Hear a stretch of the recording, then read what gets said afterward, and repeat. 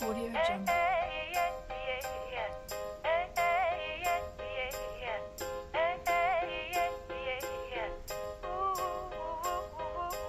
Audio Jungle.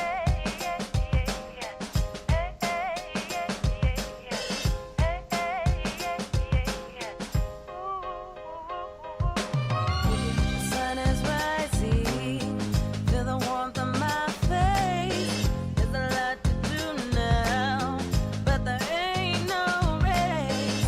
I sip my coffee, I'm feeling fine. No need to work yet, I'm gonna take my time. It's a brand new day, gotta take it on my way, gotta take it on my way. It's a brand new day, gotta take it on my way, gotta take it on my way. Good evening. Welcome to WSBI, your Resource for Success podcast program, where you get to meet inspiring women-owned businesses from across the country. My name is Kimberly McLemore, and I am your host. With us, we have Melinda Terry, Chief Operating Officer at Reach Initiative.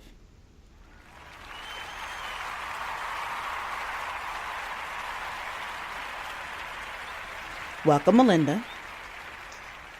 Thank you for having me, Kimberly. It's good to be here. Well, good. I'm finally glad that we got the opportunity to get this rocking and rolling. We had just a little bit of technical difficulties trying to get this thing going today, but it's a pleasure to have you on. And Melinda, it would just be great if you just talk a little bit about yourself and tell the listeners a little bit about you. Okay. Well, I'm Melinda Terry. I live in a small town called Emporia, Virginia. I am a registered nurse with over 30 years of experience in the medical field, including ER, ICU, corrections, obstetrics. I'm also a former veteran of the United States Army Reserve.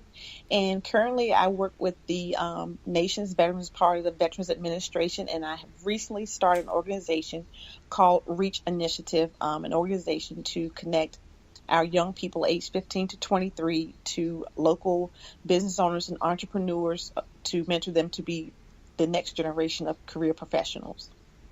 Awesome. Well, congratulations. And I'm also a veteran, so it's always great to talk to a fellow veteran.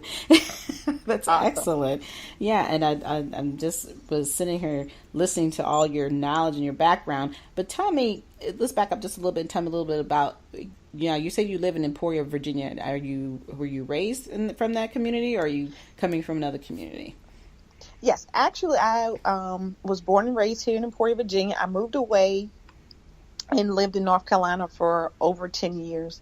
And my mother had some medical problems, so I moved back to the community maybe about 10 years ago. And since being here, I decided to go back to school, further my education in nursing, and just was looking at somewhat of the downward spiral of my community. Even though it is a small town, I noticed that the young people needed to have an injection of hope because they really don't have a lot of business opportunities or career opportunities other than the general working at your factory, working at your fast food, or that sort of thing. And I think they need it more. Right, I agree. And it's funny because I think you're the third person since I've been here in the Virginia area. I've been here in Alexandria for about 12 years, and I think you're the third person I know that actually lives in Emporia. I never heard of it until I moved here. So I was like, really? Yeah. I was like, oh my gosh. I was sort of thinking, I know somebody else who lives there in that area. So now I know three people. So that's a good thing. And I've heard nothing but, great things about the community, even though it's very small. But I definitely have heard the fact that there are some things that they don't have that we would have here, and I think what your program is providing I think is very important. So tell me a little bit about, so when you came back, is that what inspired you? Was because of the fact that there was nothing there to start this, or was it a multitude of things or reasoning to start this type of business beyond what you just said? Well, what inspired me was while I was going back to school, further my career, I had to do some research when it came to health disparities. And I saw that Emporia was listed like 124th out of 133 counties as far as poor health. Mm-hmm. But also, what kind of stuck in my craw, as it so to speak, was there was a writer from California, of all places, who wrote an article on Emporia, Virginia, basically talking what a poor hick town it was. There wasn't anything for people to do. Mm-hmm. That's why the people, they talk with a country twang, and they have poor health and really doesn't have any type of career aspirations. And it just stunned me Mm-hmm. that someone would actually talk about somebody's community, and they don't live here, never been here, just, did a basic walkthrough, Mm-hmm. and wrote this scathing interview. And, I did see that, I was shocked to see, how poorly ranked our county was. I didn't realize that the health disparities were that bad, or even that our crime was that bad, because out of the state of Virginia, we have a crime rate. We're like one of the top 10 worst places to live when it comes to crime per capita. Wow. Even though we have a small town, and the unemployment rate is 6.8% compared to basically in Virginia it's like 4.3 3. in Mm-hmm. in other communities. And I just felt like that the reason why we're having these issues is because the community at large felt like, okay, this may be all that we have. Mm-hmm. When I was growing up in the community, we had trade schools, and we had thriving businesses and thriving factories. We had a Purdue plant. We also had trade schools when it came to carpentry, being an electrician, auto mechanics, nursing, that sort of thing. And Mm-hmm. as I grew up and other people grew up and moved away, those trade schools died down and they did not come back. Mm-hmm. And I just felt like that those of us who are still here, who feel like that they want to make this their home, we need to share our knowledge with the young people who are coming behind us, because they're our future. And if we don't enlighten them and charge them with the knowledge that we have, then the community is instead of going up, is going to go down. Absolutely, absolutely, and really, your community doesn't sound any differently than a lot of these cities that we see or were at one point, like Detroit, just as an example. Granted, they're like 10 times larger than your community, but when you see them as being so elevated, and then all of a sudden it's as if they don't even exist anymore, and you're trying to understand what happened through the periods year after year that a community that was so thriving all of a sudden it seems like as if nobody cares. And even though there are Yes. definitely people there who do care, I just believe that sometimes it's just hard for those one or two people to try to save a community. And if other people aren't willing to, like I said, share the resources and teach these kids that there's something worth holding on to, they're not going to Yes. hold on to it. And it's no different than we see just within our neighborhoods where, one day you have a community of people where, granted, the cost of living here is very expensive, but then they have these communities that are available at 1 minute, and the next minute they're gone because they no longer want these people within the community. And we all know what that's about. But I'm not going to get Yes. into the politics of it at this point. But I just think that what you're doing is very important, and I think the biggest problem that I have seen growing up, no matter whether it's here or whether it's from the community I'm from in Davenport, Iowa, or any of the communities, that the system has taken away so many good programs that we Yes. grew up with. And they told everybody, you got to go out and get a college degree, but we're going to take away all these other programs. And they've taken away the opportunity that some kids may not want to deal with going to a 4-year college, but what happened to all the good 2-year programs, where they could Absolutely. learn a trade. They've taken all of those things away. Now all of a sudden it's like, we need you to do this again, but they don't have anything available. So now you have to do it on your own. And I don't think that's a bad thing to some degree, but at the same point, what we grew up with was what made us who we were and gave us the opportunities we have. And now they're so into so much of the technology that, they've lost all the hands-on things that still exist and are needed today. So Yes. What I wanted, though, is hear is a little bit more about what your program actually provides in Reach Initiative. Okay. With Reach Initiative, what we provide is mentoring with the young people from age 15 to 23 for a period of 60 days, and we do it on a quarterly basis. Mm-hmm. What I've done is I've connected with several of the business owners and career professionals within the community to volunteer, to partner, and to mentor young people who are interested in the same particular field. Say, for instance, if someone wants to be a police officer, I have our local chief of police, Chief Pinksaw, who has agreed to mentor a young person for a period of 60 days, as well as other career and mentors that we have. And what we do, say, for instance, we just had a mentoring session in May the 27th. Those that mentor and that mentee will connect, and they will agree to communicate with each other for a minimum of once a week for 60 days. At the 30-day mark, when they have an evaluation period, as well as at the end of the 60 days, an evaluation. And at that time, they can continue to with their mentoring relationship if they so choose to, or they can end it at that 60-day period. And then we go on to our next quarter of our pairing, which will be in September the 9th. And what the plan is that at the end of the year in November, we're going to have all the mentors to come together and to discuss the mentees that have come through the program, and they will nominate 3 mentees to get a $500 scholarship. That scholarship can be used for that mentee to use towards college if it's needed towards their career goals, or to be used towards operating their business. If they want to be a photographer, they can use it towards their first camera, that sort of thing. And I feel like by the mentees connected into the program, that it will provide them a platform of a good network that they can fall back on as they grow in their business or grow in their career aspirations. That they can say, Chief Pinksaw, remember me? I was your mentee such and such period of time. What schools do you suggest I go to, or who do you suggest I'm in this area? What police officer do you suggest I connect to, or who do you suggest I connect to in this area that can help me grow even further while I'm in this area?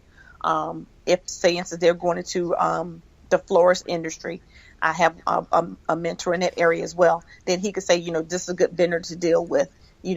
This person has good prices. When you're going to look for your building, these are things you look for. Right. These are things you look for in flowers, that sort of thing. So I think it really helps in a multi-level of ways. Not only does it help the mentee, but it helps the mentor. I think it helps these mentors to grow by knowing that they play a part in the future success of their community. Right. Exactly. And actually the future success of that child. And then I'm sure the hope is that, that these children come back and do something else for the community as well. Because not everybody's going to always leave the community. So if they give back in some type of way, I think that would be even more awesome, and gives your program another great asset to look at, that, hey, these are the steps that our children are making because we're extending our help and they're extending their help to somebody else. I think that's really great. So your program sounds very fluid, and I really like that, the way that you have it laid out, and it's definitely necessary in your community. But one thing I want to ask too is that, tell me a little bit about some of the challenges that you had trying to put this program together. Wow.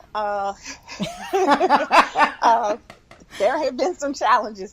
I guess, the challenges that I have faced have been, again, multifaceted. Have been community support, for one, because I guess when you see something that you've never seen before, then it's kind of hard to get behind it. And then you have, with the school system, I did present this system to the school system for the young people that was, preparing to graduate, that sort of thing. And because of, I guess, of past experiences with other programs, they were leery to get behind it, so they chose not to. Okay. And just generally, just getting the word out and other people saying, you know what, I'm thinking about the same idea, so I'm not going to get behind you. Oh, boy. And so, yes, and I have run into that from other leaders within the community, and they haven't started anything. So, but I keep pushing because, if you have that plan, I think it's wonderful, because my ultimate goal is, like I've shared with my family and my friends, is my goal is to instill hope into the young people community, because I want them to be able to take care of their families without feeling like they got to work 2, 3, and 4 jobs. Absolutely. Because then you're broken down as an individual and you can't service your family correctly when you've had to work 2 and 3 jobs, versus being able to get in one career and sustain your family and be able to enjoy your family. Right. Right. And even if they don't want to have go the career route, have their own business, but giving them the Exactly. stability that they need to have in order to make that happen. And I, listening to what you're saying, it seems like that is the broken record of all time of everybody talking about, well, I'm not going to help you. I'm not going to tell you my idea because I'm already doing it or I'm thinking about doing it. And like I always tell people, it doesn't matter what type of idea you have. If you don't implement it, it means nothing. Yes. So, you taking that step of faith and realizing that you understand where your community is at, but you also realize that something needs to be done. And, definitely you deserve a handshake for that, because for those who are standing in the background talking about, I'm not going to do this for you, shame on them. They really need to understand that we're stronger together than we are apart. And, Absolutely. But you just keep on charging for it, like you said, because what you are doing is very positive. So tell me about one of your greatest successes with this type of program. My greatest success for one was getting started. Really, it was. I think I probably thought about this probably about a year, off and on. Doodling back and forth a little bit here and there for probably about a year. I proceeded to go to city council meetings to see what the city council was doing in the community, and I was like, am I going to do something? Am I not going to do something? And so basically for me, it was getting started. But aside from that was making the first mentor-mentee connection, because I do see it as a great opportunity and for not just a mentor, but for the mentee. Because I've talked to my niece, for instance, she wanted to get into a law program, and just to be have a mentor for the summer. I think it was a 2-week program. It was $3,000. Every family don't have $3,000. That's right. To give to their child. They may want to, but they may not have $3,000 to give to a child for 2 weeks for someone to talk to them. And here's an opportunity for someone who's willing to connect with the child, and they're doing it over 60 days for free. Wow. And that's what I was going to ask you. So is your profit, is your a nonprofit organization, your business, or you? Yes. Okay. So yeah, I was wondering how that was going to work, especially like you said, when being in a small community and, people kind of standoffish, but there's always those people who are willing to help. And I think that is great because, each child definitely deserves an opportunity. And that's with anybody. That's the key to life, is just getting that opportunity. You'd be surprised how many people will soar.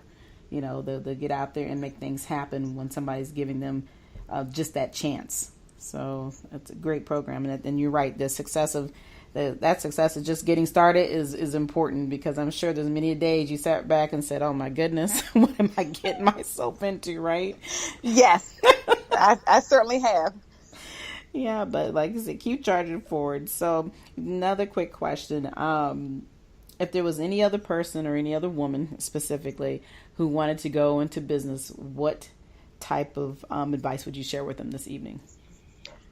Oh, wow. I think I would tell them to, first of all, they need to write out their vision. I think it's important to dream. And they need to write their plan out, what they want to do and why they want to do it. For me, myself, I have a vision board, and that's what really got me started. I was following this business professional out of Atlanta, Georgia, by the name of Laditra White. And she had produced a book, and from the proceeds from her book, what she chose to do was take those proceeds, and she would do what you call ambushes, where she would go to small minority businesses within the community that just needed a little shove. And she would have her followers to meet at that business and buy their services or their product and give them that support. And I just thought that was so wonderful. And she was like, this little something is going to do this, for this business. And she was broadcasting them on Facebook, and I started watching. I'm like, wow. Just that little step would do something.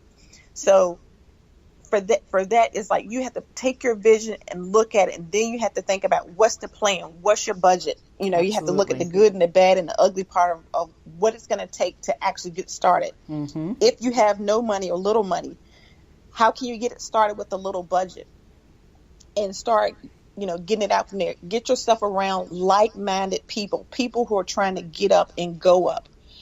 sometimes you have to cut some people off. I mean, that's unfortunate, but if you have people who have small minds and aren't trying to get anywhere and they don't see your vision, they're not going to help you succeed. They'll help pull you down. They won't help you Absolutely. succeed. That's right. So you definitely have to check your network and go from there. And also you have to make sure that you utilize resources within your community. I started utilizing the Small Business Administration. It's free. It's a great tool when you're trying to look at your business plan, different things like that. Mm-hmm. I also connected with nonprofit organizations on Facebook page. There are really some great groups out there. I joined a group called Nonprofit Success with Takesha Boone.